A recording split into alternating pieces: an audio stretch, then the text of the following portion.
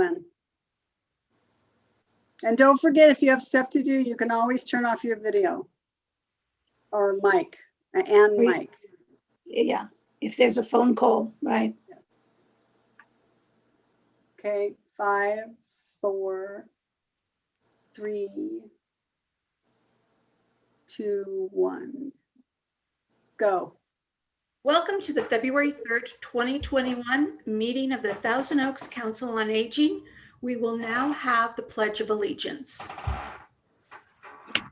I pledge allegiance to the flag of the United States of America and and to to the the republic for which it stands, One one nation, under God, God, indivisible, with liberty and justice for for all. all. Thank you.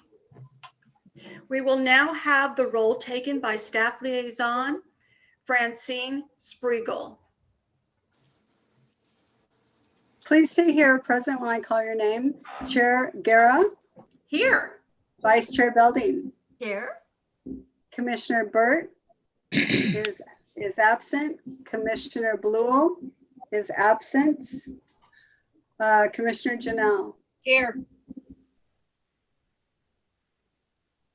Commissioner Lowndes. Here. Commissioner Posta. Here. Commissioner Sylvester. Here. Commissioner Williams. Here. Thank you. Item 4 on our agenda. Item 4 on our agenda is public comments. This is the time in our meeting when we invite members of the public to state their concerns about senior-related issues in our city or to present items for commission consideration. At this time, it looks like we do not have any speakers. So we're moving right along to item number 5 on our agenda. Item number 5 on our agenda is our wonderful guest speaker, Carrie Janelle. Carrie, we've been looking forward to have you come and talk to us on a topic that will set the stage for Valentine's Day. So a little bit about Carrie. Carrie is a music historian and author of 12 books on American music. He recently served as president for the Association for Recorded Sound Collections, an international organization of archivists, sound engineers, and record collectors that preserve recorded sound in many forms dating back to the mid-19th century. Since 2007, he has been the Acorn newspaper's music and theater critic, contributing over 1,000 articles. Carrie is a Grammy nominee and winner of the ASCAP Deems Taylor Award for Music Journalism. Wow. He's been teaching music history courses since 2014 in Ventura and Los Angeles counties, in addition to presenting music topics on board ocean and river cruises around the world. That sounds like a lot of fun. So Carrie will be speaking on the topic of the rise of the crooners. So Carrie, take it away. We've been looking forward to your topic. Thank you very much. This talk combines two essential elements of popular music in the 20th century: the rise of romantic singing by male and female vocalists, and the use in recording studios of the microphone. It was no accident that these two key elements merged in the mid-1920s, which began the dominance of romantic vocalists, which endured as the best-selling performers in popular music until the beginnings of rock and roll in the 1950s. The vocal style that emerged during the 20s came to be known as crooning, the first song delivery style enabled by and created specifically to be used with the microphone. But crooning actually preceded the microphone and has had several different changing definitions over the decades. The personal nature of a romantic vocal, which implied intimacy with the audience, became a template for pop singing. In the 1920s and 30s, crooners dominated every form of entertainment, from radio and records to sheet music and live performances. Even before the microphone, romantic singing was a key to communicating intimacy and sincerity to the listening audience. In those early days, a megaphone was often used to amplify a singer's voice before the use of the microphone, which could barely be heard in a live setting over an orchestra. Here's an example from the 1932 film Crooner, starring David Manners, who accidentally discovers how to attract attention to his volume-challenged singing.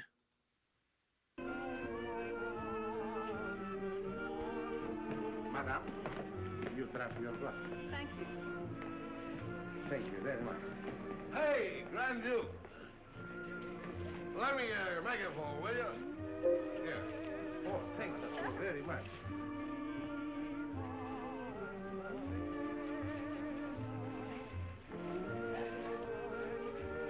Here, boy.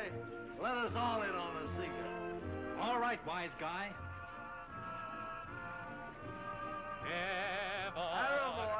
That's all you need. Come on. Come on. What does he think this is, a Coney Island hot dog stand?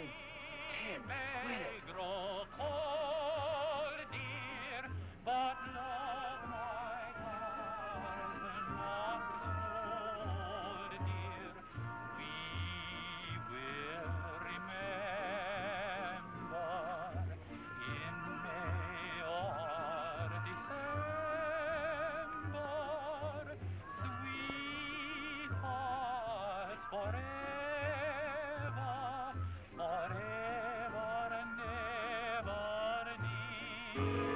Megaphone's different. You know, I think they like it. Well, actually, the word croon goes back to the antebellum South in the 19th century, when the word referred to a comforting maternal figure singing a lullaby to her charges. This figure was typically the soothing black mammy stereotype of slavery days. When minstrelsy dominated the American landscape, blackface singers, who were mostly Irish, first employed the British-derived term to croon. The mammy figure was primarily used to comfort white audiences made nervous by changes in society after the emancipation of slaves in 1863. By the early 20th century, minstrel shows had receded in popularity, but the aspect of crooning remained, now not only associated with lullabies, but with love songs in general as well. Unfortunately, the intimacy connoted by the softness of these songs wasn't conducive to the recording industry, which still had problems recording the human voice, especially when it came to projecting over the volume of orchestral instruments. Here is a brief video on how that changed with the introduction of the microphone in 1925. Being heard has always been important in performance. The ancient Greeks built theaters with acoustics that allowed actors to be heard all the way in the back. And opera singers used crazy vocal techniques to project their voices at frequencies that could be heard over the orchestra. Before the microphone, singing required a lot of training and talent. For that reason, much of popular music recorded in the early 20th century didn't feature a vocalist. This was partially a matter of taste, but it was also because vocals were difficult to record.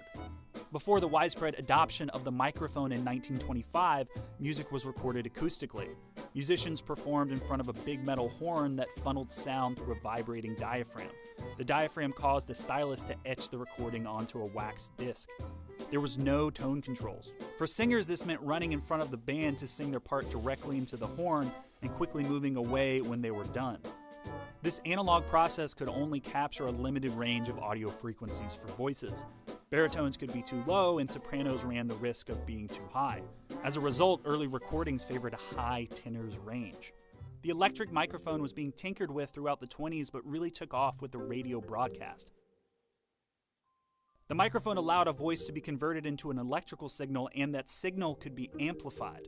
A singer with a mic didn't have to sing louder, and on the radio, his voice could travel much farther than the concert hall. To compare how singing changed before and just after the introduction of the microphone, let's listen to an example of an acoustic recording made just prior to the microphone's entry onto the recording scene. This photo shows the position that a singer had to take when making a record, positioned directly in front of the recording horn. Songs were still romantic and intimate, but the singer's voice was thin due to the limited dynamic range possible in acoustic studio settings. Singers tended to have higher voices, as evidenced by Frank Crumit, an early radio and vaudeville star of the 1920s. Gee, it wouldn't be great if I could go to sleep and wake up where the lazy daisies grow. One I love, and two I love, and three I'd love to wonder where the lazy daisies grow. Life to me would always be a holiday down in the fields that I once knew. 'Cause if it satisfies the bees and butterflies, then I'd be satisfied too. Just like Huckleberry Finn, I'd wear a grin if I were in the land of sunny smiles. Just to see the one I love, the one I'm always dreaming of, I'd walk a million miles. That is where the world's as fair as paradise. A little birdie told me so. Oh, gee, it wouldn't be great if I could go to sleep and wake up where the lazy daisies grow. Early in 1925, microphones were first introduced in the studios of Columbia and Victor Records. One of the first to try out this new technology was Art Gillum, who traveled around the United States demonstrating songs for Ted Brown Music, a publisher of sheet music, a profession known as song plugging. When radio began, he would stop at radio stations in his travels to promote the music by Brown and other publishers. In 1923, Gillum was dared to sing over the radio, and the response encouraged him to continue. He sang in a soft, crooning voice, and in February 1924, while appearing on WSB in Atlanta, he was dubbed the Whispering Pianist by the station's general manager. Now, you can plainly hear the difference between Frank Crumit's acoustic recording and Art Gillum's early electric recording using microphone technology.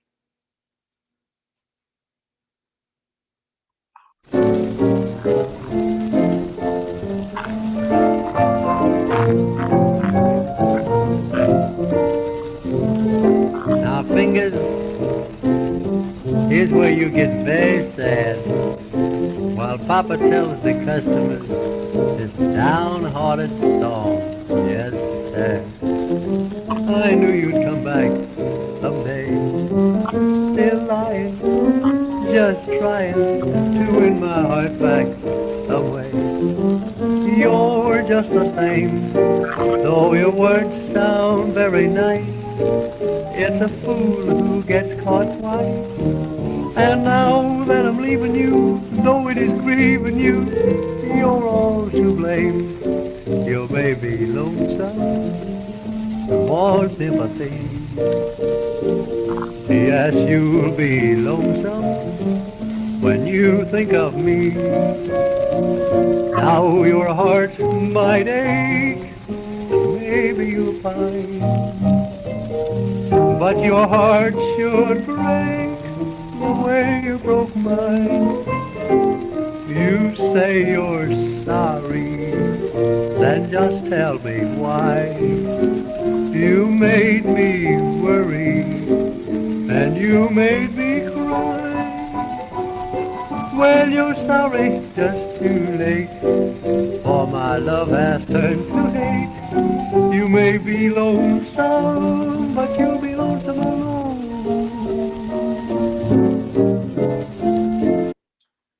Radio had been using microphones since its inception in 1920, and one of its early stars was Vaughn DeLeath, a singer with a wide vocal range that was perfectly suited for the sensitive nature of the microphone.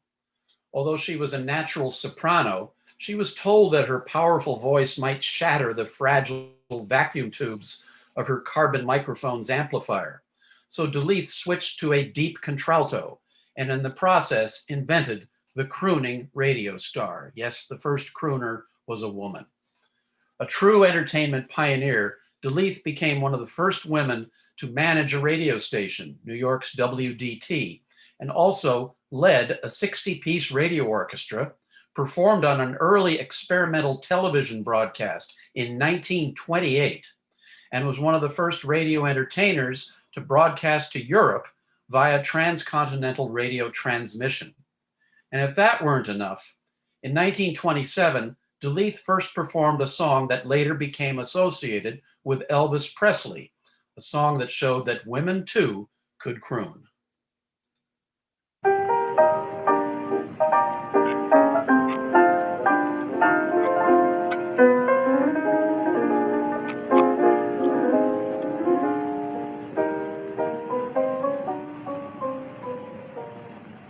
Tonight I'm downhearted, for though we have parted, I love you and I always will. And while I'm so lonely, I'm writing you only to see if you care for me still. Are you lonesome tonight? Do you miss me tonight? Are you sorry we drifted apart? Does your memory stray to a bright summer day when I kissed you and told you, sweetheart? Do the chairs in your parlor seem empty and bare? Do you gaze at your doorstep and picture me there? Is your heart filled with pain? Shall I come back again? Tell me, dear, are you lonesome tonight? The Whispering title, attributed to Art Gillham, was also used by Jack Smith, a Bronx-born baritone who, like Art Gillham and Vaughn DeLeath, worked as a song plugger and radio singer before starting a recording career after microphones were introduced. In 1927, Smith toured Europe as part of the Blue Skies Theatre Company, becoming one of England's first popular crooners. The theater company was named for one of Smith's most popular recordings, Irving Berlin's Blue Skies. Smith's deep, resonant voice was perfect for radio, and as it turned out, his wide vocal range, effortlessly singing tenor and baritone, often in the same phrase, became his trademark. I was blue, just as blue as I could be, and every day was a lonely day for me. Then good luck came a-knocking at my door. Skies were gray, but they're not gray anymore. Blue skies smiling at me, nothing but blue skies do I see. Blue birds singing a song, nothing but blue birds all day long. I never saw the sun shining so bright, I never saw things going so right, noticing the clouds up in the sky. And when you're in love, my how they fly. Blue days, all of them gone, and nothing but blue skies from now on. Nick Lucas, who got his start as a jazz guitar player, also latched onto the crooning craze in the mid-1920s, recording the definitive version of Tiptoe Through the Tulips with Me, which he introduced in the early talking film Gold Diggers of Broadway in 1929. Lucas, who sang in a high, soft tenor, became one of the first singers to take advantage of the crooning craze by being billed as the crooning troubadour. There's nothing left for me of days that used to be. I live in memory among my souvenirs. Some letters tied with blue, a photograph I see your rose from you among my souvenirs. A few more tokens rest within my treasured chest, and though they do their best to give me consolation,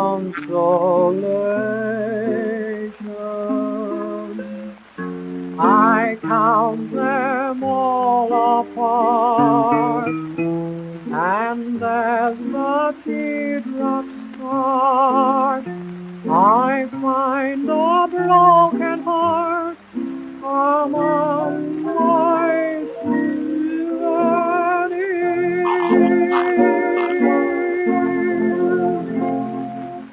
And another advantage of the microphone is that it enabled gentler sounding musical instruments such as ukuleles and guitars to be more clearly and resonantly recorded. And so that helped bring Nick Lucas into the recording studio. One of America's all-time biggest selling records made a congenial singer from Texas the most celebrated of the early crooners. Gene Austin started out in vaudeville, but didn't start recording until the advent of the microphone. The man proclaimed the voice of the Southland, had definitive hits on a number of the decade's best remembered songs, including Yes Sir, That's My Baby, 5'2", Eyes of Blue, and Bye Bye Blackbird, often accompanying himself on piano. But it was a song written by Tin Pan Alley writer Walter Donaldson that became the biggest hit of all, and the biggest selling record until Bing Crosby's White Christmas in 1942, My Blue Heaven. When whippoorwill calls and evening is nigh, I hurry to my blue heaven. I turn to the right, a little white light will lead you to my blue heaven. A smiling face, a fireplace, a cozy room, a little nest that's nestled where the roses bloom. Just Molly and me, and baby makes three. We're happy in my blue heaven. In spite of Gene Austin's success with that record, the most influential crooner of all was Hubert Pryor Valley, a saxophonist who changed his first name to Rudy due to his admiration of Rudy Wiedeft, the most prominent saxophonist of the time. Like his predecessors, Valley became a radio star before he began making records. But Valley, who led a popular dance band called the Connecticut Yankees, differed from other band leaders by announcing his own numbers instead of using a studio announcer. Fans wrote to radio stations in appreciation of Valley's personal, friendly style, and he became especially attractive to women listeners, especially those of college age. In a short time, he had become radio's first singing idol. Valley's singing voice was anything but virile, high and thin, in a style that was sometimes termed effeminate, singing through a megaphone that he made himself for shows at the New York Palace in 1929. As a result, his success drew many vitriolic attacks, but there was no mistaking the thousands of avid fans his radio programs attracted. His fame was cemented when he starred in a motion picture called The Vagabond Lover, in which he played basically himself, a senior in small Midwestern college by the name of Rudy Bronson, who takes up the saxophone and becomes a crooner. Valley was depicted as a sincere, sensitive, devoted lover, the ultimate object of female desire. Shunting aside criticisms for his wooden acting, Valley became entertainment's most dominant figure in 1929 and 1930. This short film promoting the title song Valley co-wrote for the picture shows him at the height of his popularity. It's Rudy Valley. It's Rudy Valley. Rudy Valley, Rudy Valley, Rudy Valley, Rudy Valley, Rudy Valley.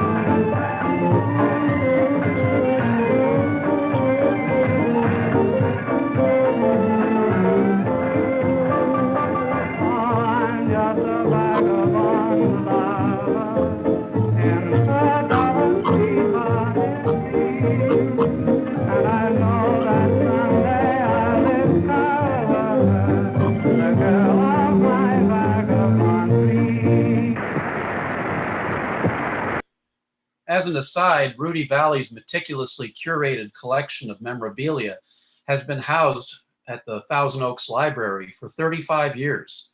It was recently acquired by UC Santa Barbara to be housed as part of its performing arts archive. With Rudy Valley setting an example, pop singers began exhibiting more of their personal traits in order to make direct connections with their audiences. For a brief time, one of the most attractive female crooners was Annette Hanshaw, billed as the personality girl between the time she first started performing in vaudeville until her early retirement in 1937, when she was still in her 30s. Hanshaw was a product of the Jazz Age, a demure girl-next-door figure in frilly dresses who had a singing style that was comparable to that of Helen Kane, the famous Boop Boop a Doop girl who voiced cartoon seductress Betty Boop. Hanshaw, however, had a richer voice than Kane and a wholesome seductiveness that made her perfect to front the small, hot jazz bands she recorded with in the late 20s. Here she is in her only filmed appearance in 1933. She would traditionally end every song with a perky, "That's all." Watch your husbands, ladies, because here's Annette Hanshaw with a complexion like peaches, a voice like smooth honey, and oh, well, she just couldn't say goodbye.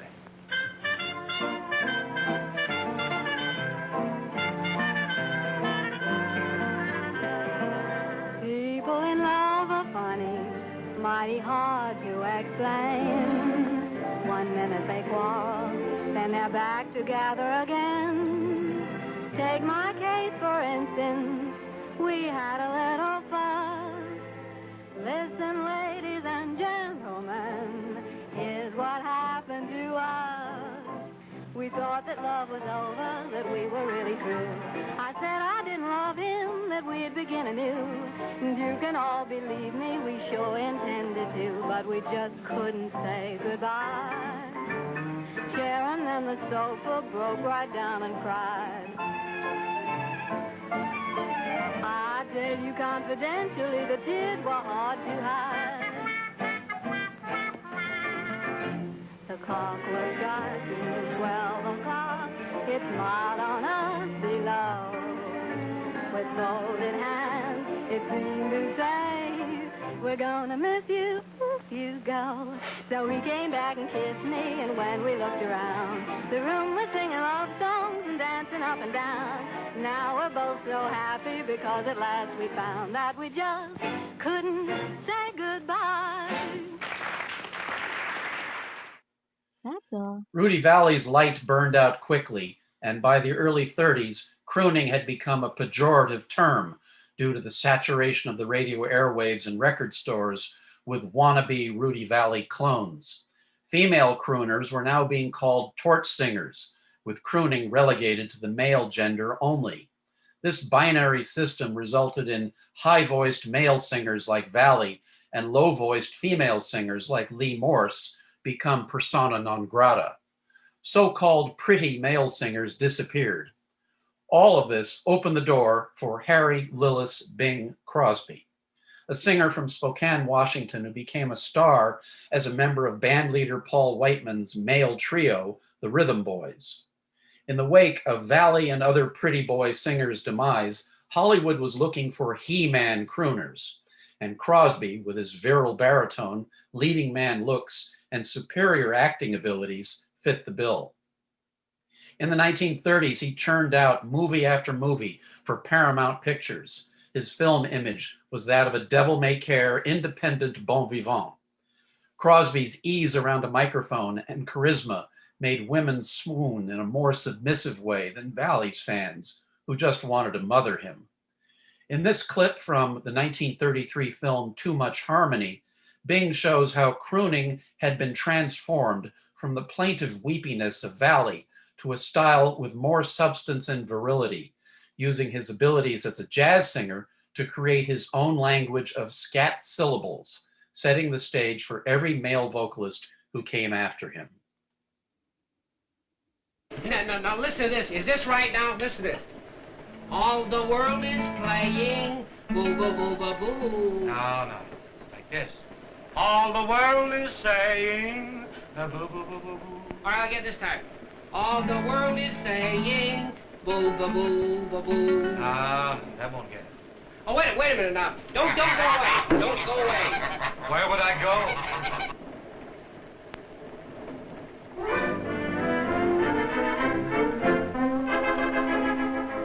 All the world is saying boo, boo, boo. No, that's not the way it goes, that silly little phrase you hear all day. Dukes and peers and racketeers go boo, boo, boo, boo. That's the way they chase their blues away.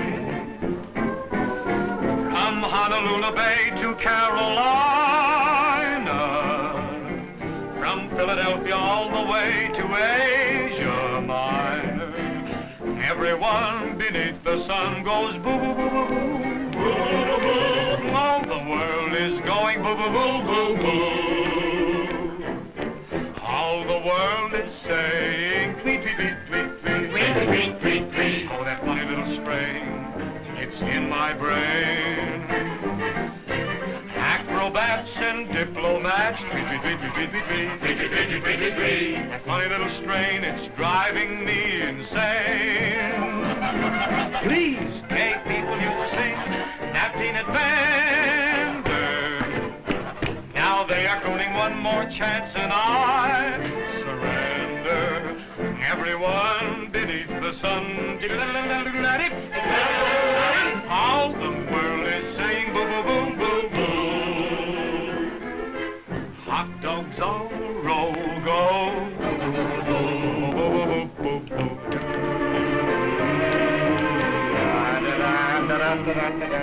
Goldfish in the bowl, go. Boo, boo, boo, boo. That's all I hear. Clerks, motorcycle cops, and piano tuners. It's funny how they all think they are crooners. Boo, boo, boo, boo. Everyone beneath the sun goes boo, boo, boo, boo. All the world is going boo, boo, boo, boo, boo.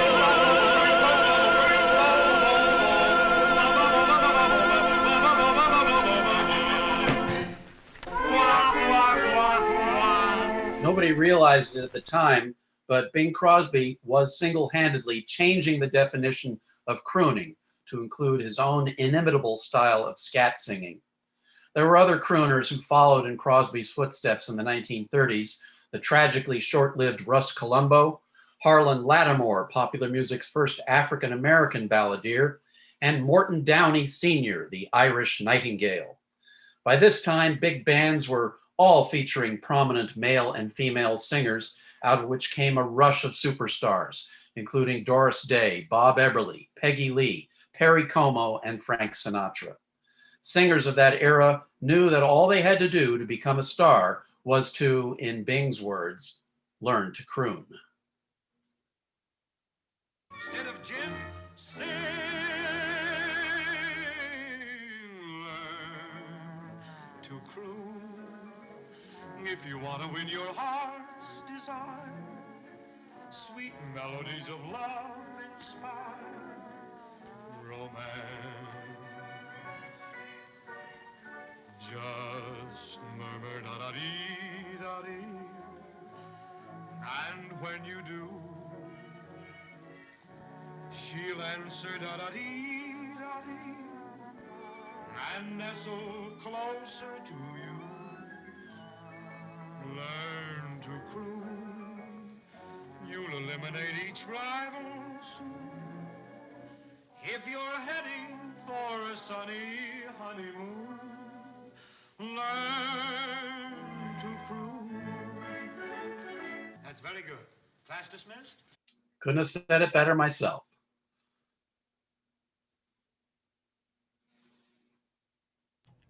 Thank you, Carrie. That, sometimes we are faced with so much bad news, especially lately with everything that we're facing. It's nice to get a reminder about how important music is and how it can really liven us up. So thank you so much for everything that you've presented.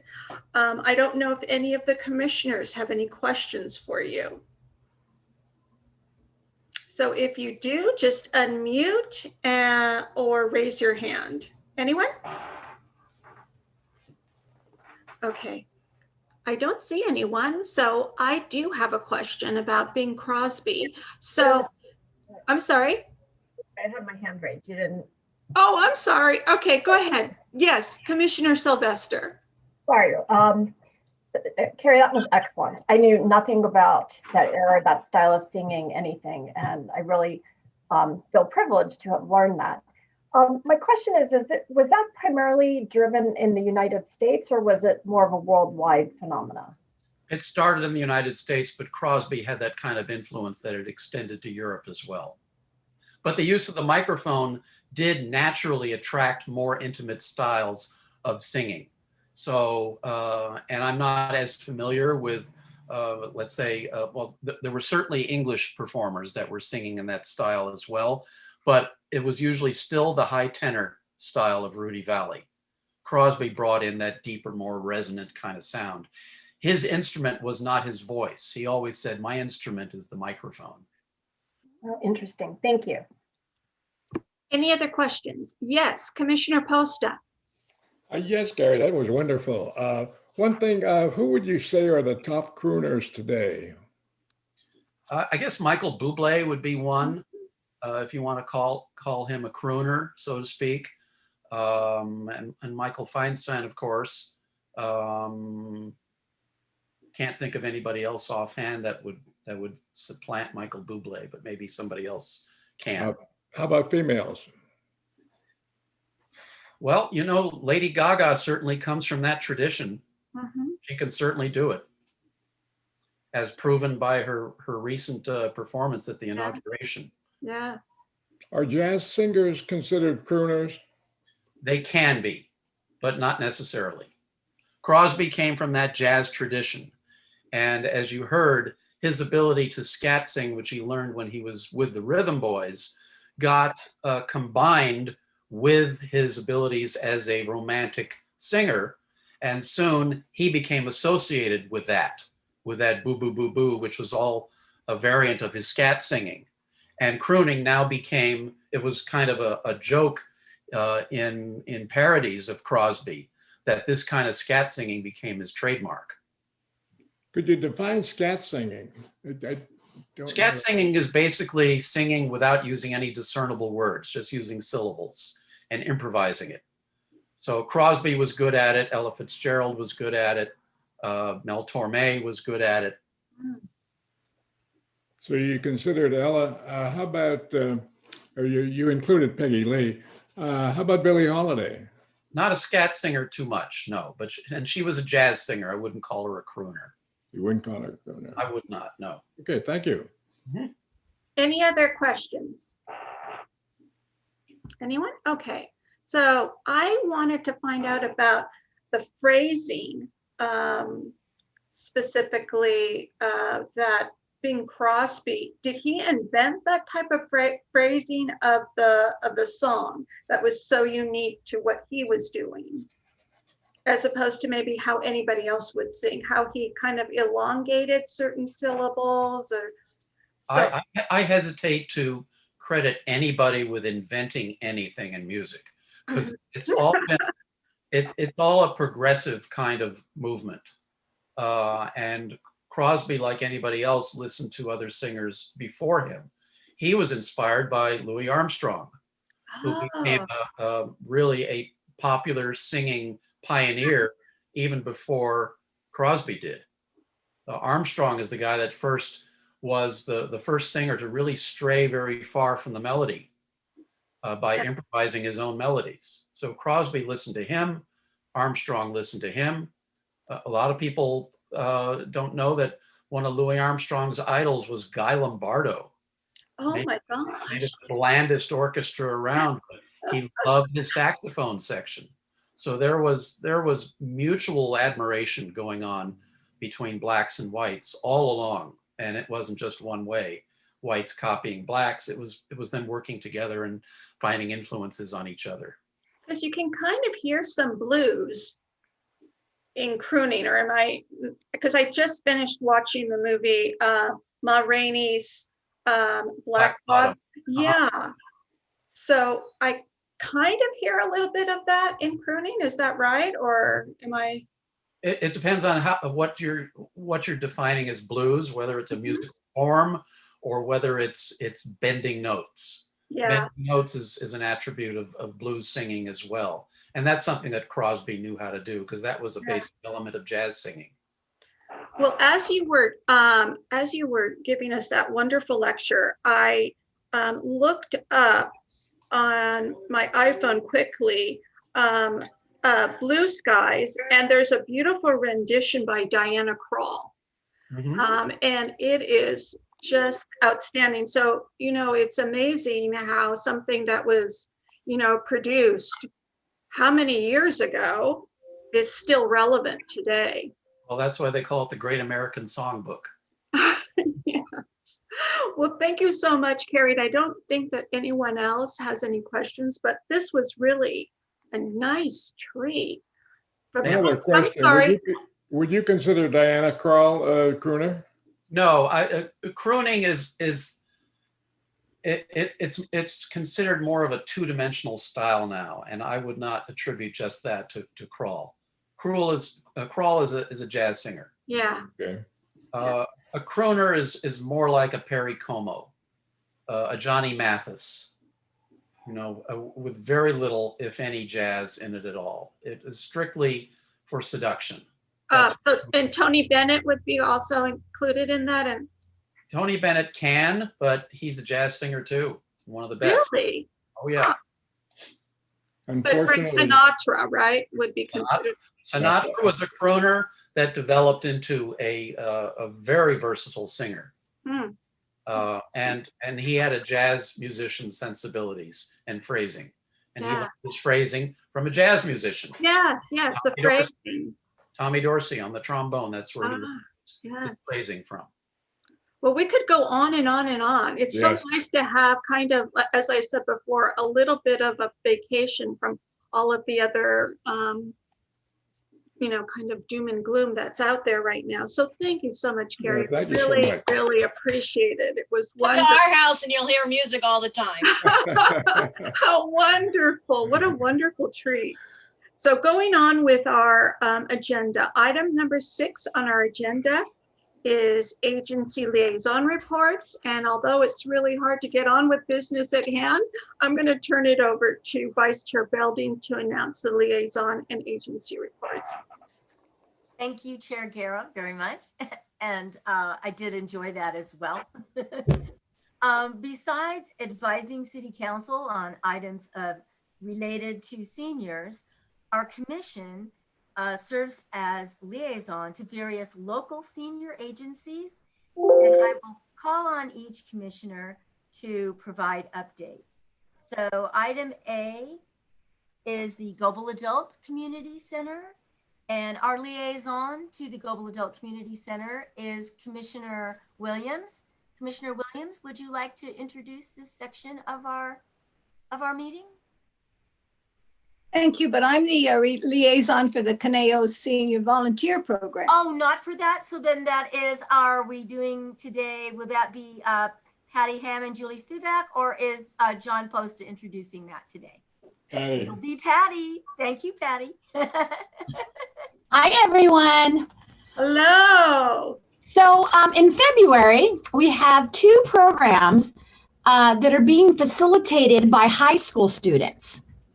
I'm very excited to report. Arjun Dana is a sophomore at Campbell Hall Episcopal School and has always had a love of literature and has been on the debate team for 4 years. He will facilitate a short story discussion club via Zoom beginning February 12 and will be held Fridays from 2 to 3 p.m. Our other high schooler is Taylor Friedman. He's a Westlake High School student, and he will be facilitating Old School Meets High School. He is seeking 5 seniors who would like to be connected with a high school student via Zoom and have a weekly 30-minute talks to help those who are feeling isolated. If anyone is interested in either of those 2 programs, just call the Global Center at 805-381-2791, and we'd be glad to sign you up. And then we have some seminars this month. On Wednesday, February 10th, from 2:30 to 3:30, Teresa Tong from California Phones will be hosting a seminar to help you or someone you know who is having issues staying connected because of challenges with hearing, vision, mobility, speech, or memory. And you can sign up for that at the center as well, 805-381-2744. The Ventura County Area Agency on Aging Health Insurance Counseling Advocacy Program. Wow, that was a good one. We'll be presenting a series of Medicare Basics interactive seminars on Zoom. Thursdays, February 11th, 18th, and 25th from 9 to 11. And to register for those, you need to call HICAP at 805-477-7319. Mickey Nozaki, Director of California Senior Medicare Patrol, California Health Advocates, will be presenting a COVID-19 scams and healthcare fraud seminar on Thursday, February 18th from 11 to 11:45 via Zoom. And you can sign up here at Global by calling 805-381-2744. And our last seminar for the month is Annette Brosma will be presenting Increasing Your Social Life Pandemic or Not seminar on Tuesday, February 23rd from 2:30 to 3:30. And again, you can sign up by calling us here at 805-381-2744. One other thing I'd like to give you a heads up on is, if you don't already know, the Global Center has been taken over by the County of Ventura. Well, not completely, but our main hall has been taken over by the County of Ventura for a COVID-19 vaccine clinic. And they are here Monday through Saturday. And you have to go to their website, VenturaCountyRecovers.org, in order to register for an appointment. And appointments are released on Monday mornings at 7:30 a.m. And there will be appointments from Tuesday through the following Monday, once you can get on it. And there also is a hotline number if you don't have seniors that don't have internet or have trouble with the computer, 805-497-7161. Staff here is very busy throughout the day answering hundreds of phone calls a day from seniors who want to make an appointment. They mostly think they can call us here and make an appointment. So we have to educate them how they can do it. And a lot of them are reluctant. They're like, can't you just help me? And we have to explain to them that we have nothing to do with the appointments or registering, and that we're just like them. We'd have to go onto the computer and register. However, all appointments are full. So 2 Mondays ago, when the appointments were released, 500 appointments went in an hour and a half. But this past Monday, I'd say it probably lasted till about 2, and then all the appointments were gone. But then there was an extra day they added too. So they go fast, and I recommend that if you're looking for a shot and you can't get one from the website because they're all full, at the very bottom of the registration page, there's probably 10 pharmacies that they list. And all you have to do is click on the link, and it's very easy. It'll take you to a page where you click a box where you're agreeing to whatever they're saying, and then you hit go, and then it takes you to another screen where you say, I want the COVID-1 vaccine, and then it takes you to another screen where it has a calendar. I would say 95% of the time, that calendar that they have from February through June is going to be grayed out, and there's going to be no appointments. But every once in a while, it has appointments, and they go fast. So I encourage everyone who doesn't get an appointment through the county, go to this link and try and get one through a pharmacy. I've had success in signing up many seniors on Friday night, last night, on Sunday afternoon. So it does happen. It's just, we don't know when they're going to do it. You just click on it and go, oh my gosh, there's openings. And then, you call everybody, there's openings, tell everybody, go on and click. So it's been very frustrating for our seniors, unfortunately, because the website is very, it's not user friendly for them, and they're really not sure how to navigate it. So we try and help them with that. And then the hotline is there to help them too.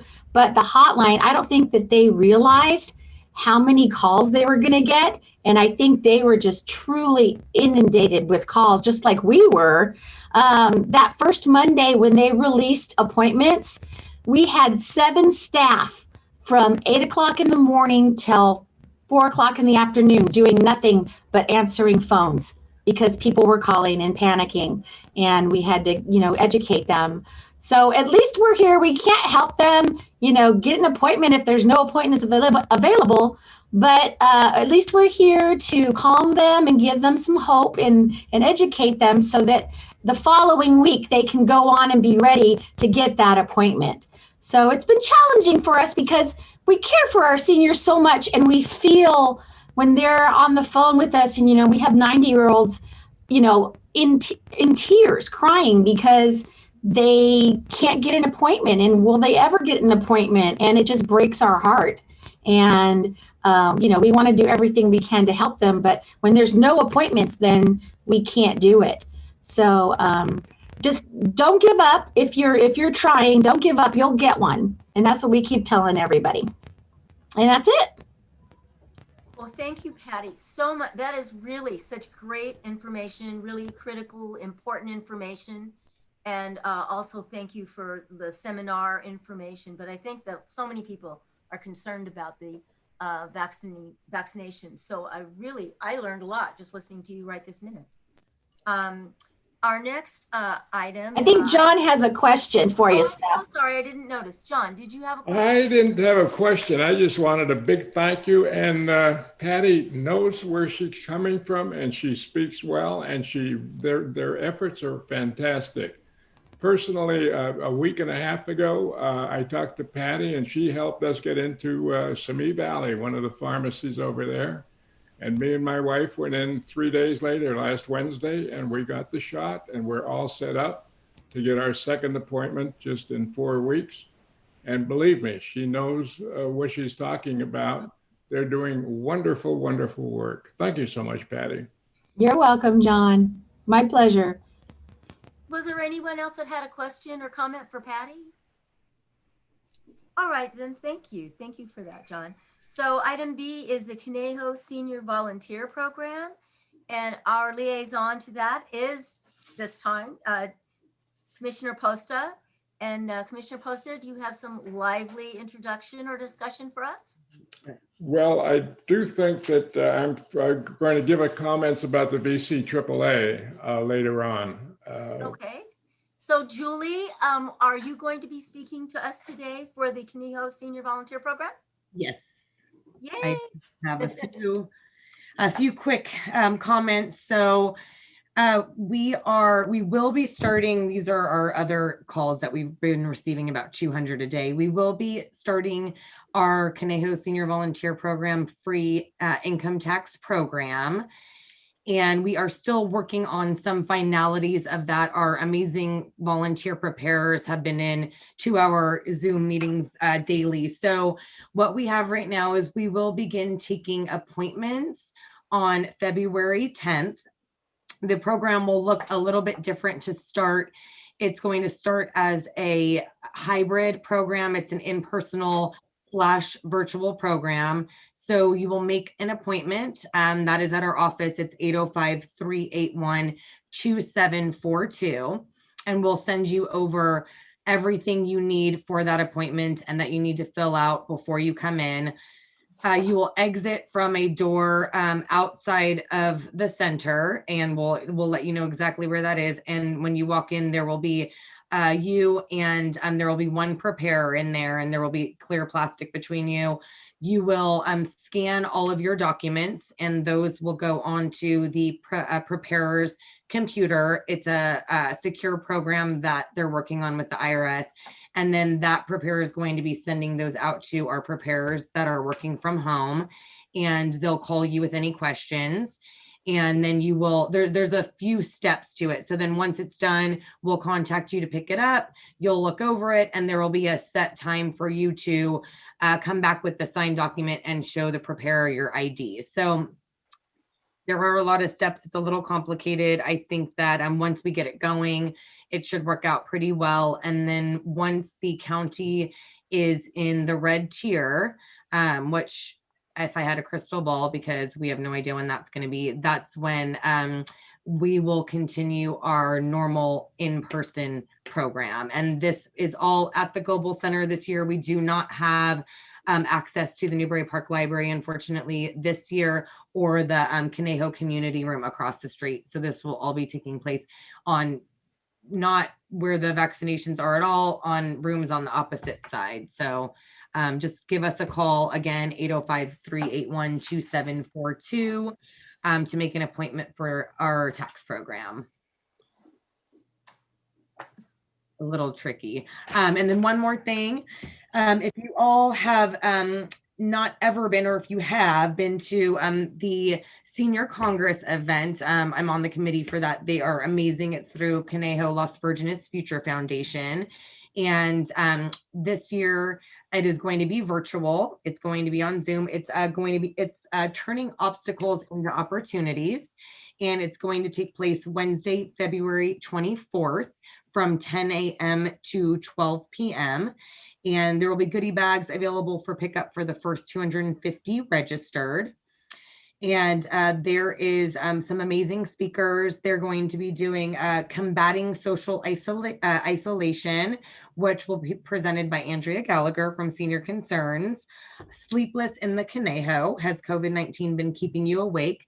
And this is by Shiha Schuster, and she's a pulmonologist at UCLA.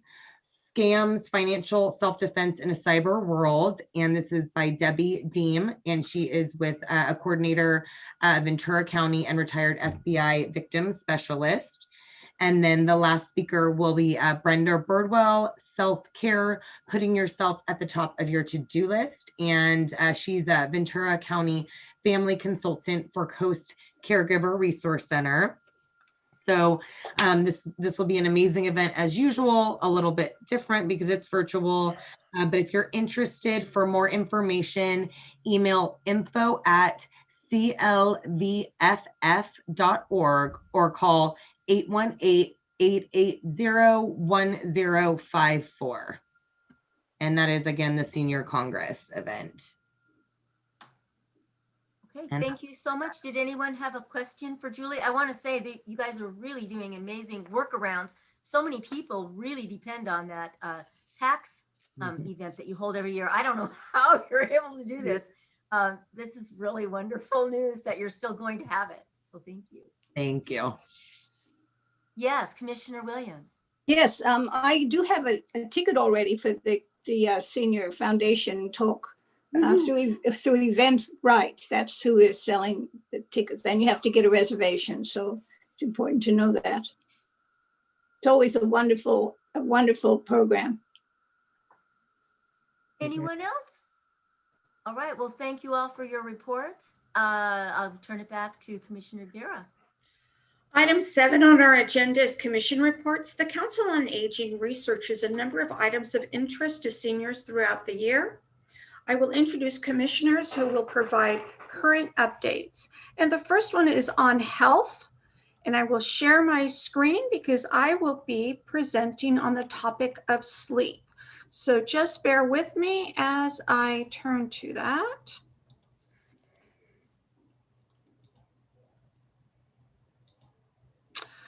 So hopefully everyone can see that. So I know a number of people have problems with sleep, and I thought about, a topic to talk about, and sleep seems to be an issue that affects, I don't necessarily just think that it's older adults, but I think everyone does. We live kind of in a very chaotic world right now with a lot of things going on, and I'm sure that sleep patterns are affecting everyone. But the 3 topics that I'm going to be talking about are why is sleep important, how aging affects sleep, and getting a good night's sleep. So all of this is, and I have a cute little picture of a dog because when I think of a dog, or I think of my Chihuahua Mimi, she doesn't have any problem with falling asleep. So that's what I think about. But if you're thinking about why is sleep so important, it makes sense that your body needs to rest. And it's resting so that your brain, your heart, and your lungs are preserving energy against disease. It's important that we get that good night's sleep so that we can then, when you wake up in the morning, you're able to learn, you can create new memories. You can kind of respond quickly. I don't know if anyone has not had a good night's sleep or has ever suffered from insomnia. I have throughout my life. But when you wake up, if you've even gotten an hour of sleep, it's really hard to respond or to even put 2 words together. It's hard to solve problems. So that's why sleep is so important. It makes it so much easier for you to pay attention to things, to be inspired and creative, and of course, to make decisions. It's really hard to make decisions when you haven't had a good night's sleep. So as we get older, how does aging affect sleep? I do have to make an adjustment with that because my sleep pattern, and I don't know if anyone else can relate to this, but my sleep pattern actually started changing when I became a parent. And it became And it adjusted so that I could feel like I didn't need as much sleep. But that's kind of like a fallacy that you kind of think, oh, okay, well, you know, my son is waking up every 2 hours. I can kind of get a cat nap and catch as catch can. But it really does, in the long run, does affect your pattern of sleeping, and it can set up for some bad sleep patterns. So as you age, it looks like you kind of tend to go to bed earlier and you wake up earlier. Your sleep tends to be shorter and lighter, so that if you're a light sleeper, you may wake up a little bit more often. And especially as we get older and our body starts to age, we may have, you know, chronic medical conditions like chronic pain or any other illnesses that we are dependent upon medication, and medication might have a tendency to affect our sleep cycle. So if anyone can relate to this picture here in the corner, I know that has been me at some point, where I'm ready to go to sleep at 10. I never go to sleep at 10 o'clock. I have to admit that, usually by around 11 or midnight. And hopefully I'm trying to get to sleep, but every now and then it does turn to 3 a.m. and I'm thinking, okay, well, when is sleep gonna come? So part of this whole dealing with sleep issues is that you have to set up a healthy sleep pattern. And if you have been doing things like falling asleep in front of the TV, or falling asleep with your iPad, or doing any number of things rather than preparing yourself to sleep, it really does kind of catch up with you. So here are a couple of do's and don'ts. Do follow a regular schedule by going to sleep and getting up at the same time each day. And I'm going to make that a habit for myself, because I know that I feel better when I make a concerted effort to make a pattern of when I'm going to fall asleep, what I'm going to do, and how do I prepare myself. So that touches upon the next one, which is have a bedtime routine. You know, if you take a shower, or make that kind of routine of how you're going to prepare yourself to sleep. And then the third one is make your room comfortable. So I have tried doing that, making a concerted effort of not having a TV in my room, and my husband agrees with that. And I try not to have a lot of things around, have a room, have proper ventilation, but just make it so that there's a concerted effort to make your room feel like you're welcoming sleep. Now, I don't have a problem with not trying to exercise three hours before bedtime. So that would never be a problem for me. But sometimes people do take long walks, maybe around 10 or 11 o'clock at night. Not a good thing to do. And finally, if you try all of this and you still have a difficult time falling asleep, talk to your doctor, because they might have some other solutions. Now, some of these things I have done, and they do catch up with me. Don't nap in the afternoon. Have caffeine late at night. I know that that's kind of hard. Sometimes I do like my cup of coffee late at night, especially if you're going out to dinner. Drink alcohol, even in small amounts, so you don't do that. Watch TV or use a computer, cell phone, or tablet before bed. And that I'm definitely guilty of. And eat a large meal within 2 to 3 hours of bedtime, or drink large amounts of liquid. These are just some safe sleep tips too, to make yourself kind of feel more cautious about, preparing yourself. So I always do this just because it makes me feel more comfortable before I fall asleep. So I'm sure everyone has a smoke alarm. One thing that I don't do, which I should do, is regularly check the battery. Lock all your windows and doors that lead to outside, even though we live in a relatively, safe community. It's always good to be on the safe side. Keep your telephone, and if it's your cell phone, charged with emergency numbers by your bed. Have a lamp that's easy to reach and a nightlight in the hallway or bathroom. And having a nightlight in the bathroom is actually a really good idea. Don't smoke, which I don't think most people do anymore. And this is also very good in terms of thinking about falling. Remove items such as area rugs and cords that you could trip over, especially if you're thinking about an earthquake. So all of this can be found on the Sleep in Older Adults, How to Get a Good Night's Sleep booklet that I found online at the National Institute on Aging. And here's the website. So thank you so much. And I am going to stop sharing my screen and turn it over to item 7B, which is Senior of the Year. Commissioner Williams, would you like to speak on that? Yes, the City of Thousand Oaks recognizes and celebrates senior volunteer contributions through the Senior of the Year Awards. If you have a volunteer that has provided amazing service, please consider nominating them.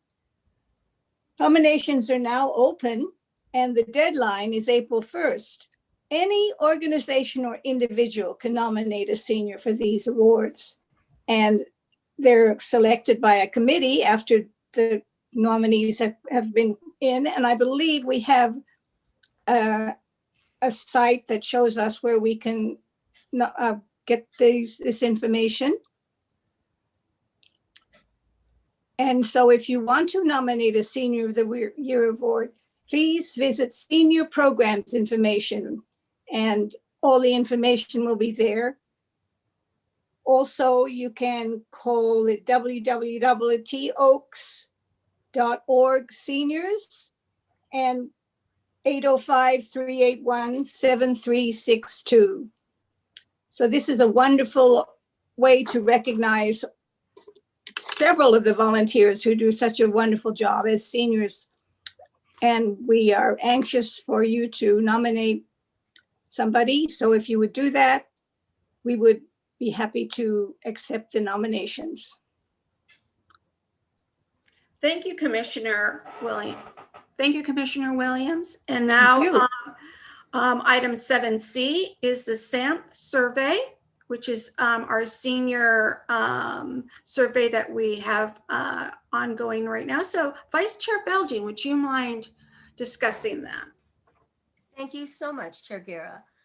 I think it's just so important that everyone know that the City of Thousand Oaks, via our Council on Aging, is actually presenting you with a nice rare opportunity, not to benefit some corporate entity or to increase profits for somebody else, but this survey is actually to gather information and help ensure that you or someone that you care for will benefit. And we have had more than 130 responses so far in our early days. So that's just the very beginning, and we really would love to have more input. Most of my senior friends and acquaintances are absolutely not shy about expressing their opinions. So I encourage you, and please do so, jump in and take the survey, either online or on paper. It is available on paper. It is available, it can be printed out as well. And you can access the survey online at www.toaks.org/seniors, or you could call if you wanted more information about the survey, or if you wanted to get a paper copy of the survey, you could call 805-381-7362 to get more information. No personal information is asked on this survey. I think that's important to stress. People are kind of afraid sometimes. Does not ask you for your name or your address or your income or, you know, birth date, any personal information, so you can feel confident in that. And if you're unaware of a lot of the services available to you, taking the survey is a great way to learn about specific programs that might address needs or your future needs. And the effects of this survey are going to have a long-term impact of maybe a decade or longer. So it really is important to make your voice heard. Even if you're not using any specific services right now for seniors that involve health or medical concerns, or your transportation needs, or housing, food deliveries, social or recreational activities. And here's another thing, because I've heard from a few people who have taken the survey that they are not doing things now because of quarantining. But we realize that the pandemic has required people to quarantine at home or alter some of your behaviors. So if you have stopped participating in certain activities or programs because of the pandemic or the stay-at-home orders, you can answer some of these questions as though you were still participating in them and hope to do so again. And also there are questions on the survey that directly relate to your responses of the pandemic itself and how you have dealt with those issues. Anyone over 55 and living in the Conejo Valley, or if you are caring for someone, a senior, because a lot of people say, I'm not a senior. Well, if you are caring for someone who is, then it could be important if you have a friend or family member, or if you are in fact associated with some assisted living facility where you could answer for a senior person and help get input for them, that would help, as well as multiple members of the family. If there are 2 or 3 members in the family over age 55, each one could participate in the survey. So I'm just asking you and encouraging you, if we do have the screen for that, fine. If we don't, that's okay. But if you receive a notice by email, Francine, if you have the ability to put that up. If you receive a notice by email or a newsletter or bulletin from a social or religious organization that you belong to, or in a meal that's delivered to you, or in our local newspapers, please take a few minutes to complete this important survey. And you can access it again at www.toaks.org/seniors. It's on the left side of your screen there, or phone 805-381-7362. It's only available until March 15. So I'm urging you to make your voice heard and keep Thousand Oaks a thriving community for all ages. Thank you. Thank you, Vice Chair Belding. I wanted to add too that the results from this survey, the reason why they're so important is because we will be presenting the results to City Council. And especially with all of the, the housing that's being thought of recently along Thousand Oaks Boulevard and the master plan that the city is thinking about. It's really, we want your input. Some of the issues that are being asked in the senior survey have to do specifically with housing and have to do with COVID-19. So please let us know about some of these issues so that we can then gather as much information as possible and then have a clear understanding of what our senior needs are so that we can then intelligently present it to our city council. So thank you. So now moving on to item 8 on the agenda is commissioner comments. This is the portion of the meeting where commissioners can provide announcements in which no action or discussion by the commission will be taken. At this time, are there any commissioner comments? Please let me know by raising your hand. Yes, Commissioner Posta. You need to unmute. Unmute. Unmute. There you go. There you are. I do have an important comment or announcement. Take your pick. No need to tell you how especially important it is for anyone over 75 to get vaccinated as soon as possible. This is a group that's the most vulnerable to dying, not just getting it and getting over it. We die, we over 75, if you don't get the virus. Some of you may not have any way to get there, and maybe that's your excuse. Well, that's no excuse. Now, I got some good news. The Ventura County Area Agency on Aging actually does provide transportation services for older adults that are in need of transportation, either to a vaccine appointment or to testing, if you want to go for testing. This includes people that need lift assistance, as well as gurney transportation. So you have no excuse. The driver will take you to the site. They'll wait for you. They'll help you get to the site, and then they'll take you home. The only important thing to do is don't call unless you do have an appointment, because then you would have nowhere to go and you'd be waiting for an appointment and you won't be able to get in. They'll turn you away. But to schedule your ride, you got to write this number down, 805-477-7300. Please note you must have that vaccine appointment before you schedule a ride to the vaccine site. Please act now. Don't wait, please. It's very, very important. Your life is at stake. Thank you. Thank you, Commissioner Posta. Any other commissioner comments? Okay, I'm going to share the screen so that we can go to just a few reminders. So just bear with me.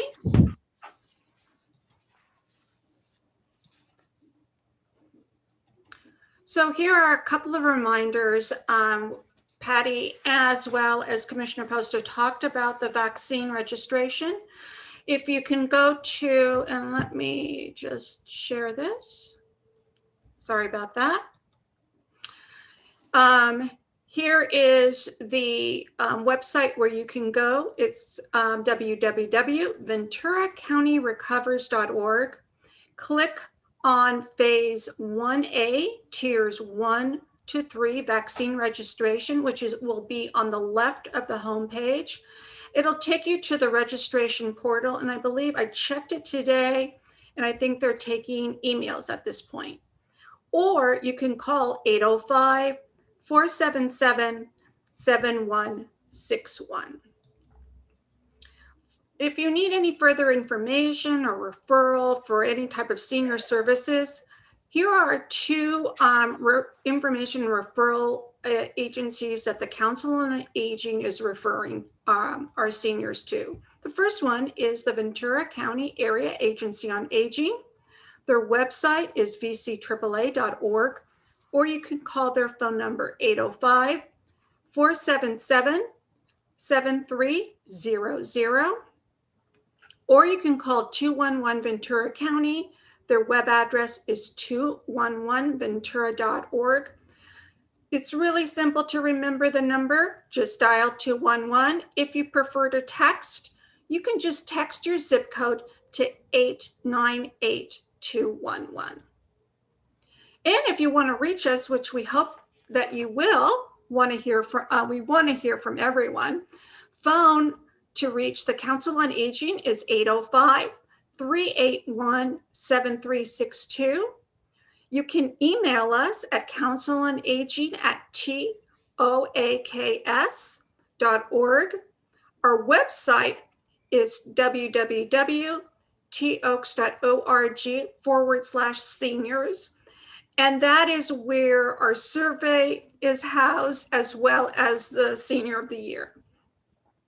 We also want to have you keep up to date with what we're doing here in the city of Thousand Oaks. So like or follow us on our social media accounts, which is the Thousand Oaks Council on Aging on Facebook and Twitter. And there being no further business to come before the commission, we will adjourn for the day and hope to see all of you again and hear from you at our next regular meeting on Wednesday, March 3rd, 2021. Thank you so much, everyone.